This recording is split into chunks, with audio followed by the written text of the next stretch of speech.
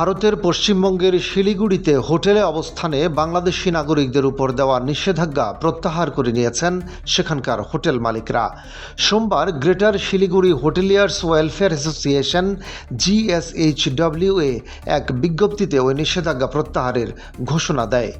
আঞ্চলিক উত্তেজনার মাঝে 2024 সালের 9 ডিসেম্বর বাংলাদেশি পর্যটকদের উপর ওই নিষেধাজ্ঞা আরোপ করেন শিলিগুড়ির হোটেল মালিকরা। পরে ভিসা কেন্দ্র বন্ধ হয়ে যাওয়ার পর 2025 সালের ডিসেম্বর মাসে তা পূর্ণাঙ্গ নিষেধাজ্ঞায় রূপ নেয়। বিবৃতিতে বলা হয়েছে, এর আগে 2024 সালের ডিসেম্বরে অ্যাসোসিয়েশন প্রাথমিকভাবে বিধিনিষেধ আরোপ করেছিল, যা ভিসা কেন্দ্র বন্ধের পর 2025 সালের ডিসেম্বরে সব ধরনের ভ্রমণকারীর জন্য হোটেলে অবস্থান সম্পূর্ণভাবে নিষিদ্ধ করার পর্যায়ে পৌঁছেছে। নিষেধাজ্ঞা প্রত্যাহার হওয়ায় শিলিগুড়ির হোটেলগুলোতে এখন কক্ষ বুকিং করতে পারবেন বাংলাদেশি পর্যটক ও দর্শনার্থীরা। বিবৃতিতে GSHWA বলেছে, পশ্চিমবঙ্গের শিলিগুড়ি জুড়ে সদস্যভুক্ত হোটেলগুলোতে বাংলাদেশি নাগরিকদের অবস্থান করা সংক্রান্ত সব ধরনের নিষেধাজ্ঞা ও বিধিনিষেধ তাৎক্ষণিকভাবে তুলে নেওয়া হয়েছে।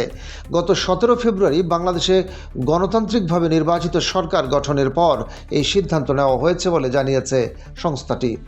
ওই দিন তারেক রহমান বাংলাদেশের নতুন প্রধানমন্ত্রী হিসেবে দায়িত্ব গ্রহণ করেন এবং ডক্টর মোহাম্মদ ইউনূসের নেতৃত্বাধীন অন্তর্বর্তী সরকারের 18 মাসের শাসনের অবসান ঘটে।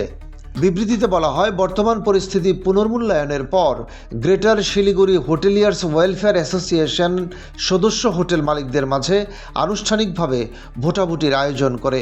ভোটাভুটিতে সংখ্যাগরিষ্ঠ সদস্য পুনরায় বাংলাদেশিদের জন্য হোটেল বুকিং শুরু করার পক্ষে মত দেন। GSHWA বিবৃতিতে বলেছে, দুই দেশের সরকার সীমান্ত পারাপারের বিধিনিষেধ শিথিল করায় অ্যাসোসিয়েশন উভয় দেশের সীমান্ত সংক্রান্ত বিধিনিষেধ প্রত্যাহারে পারস্পরিক সদিচ্ছার বিষয়টি স্বীকার করছে। অ্যাসোসিয়েশন বাংলাদেশি অতিথিদের উপর নিষেধাজ্ঞা প্রত্যাহার করলেও জোর দিয়ে বলেছে, ভারতের নিরাপত্তা ও মর্যাদা সবার আগে।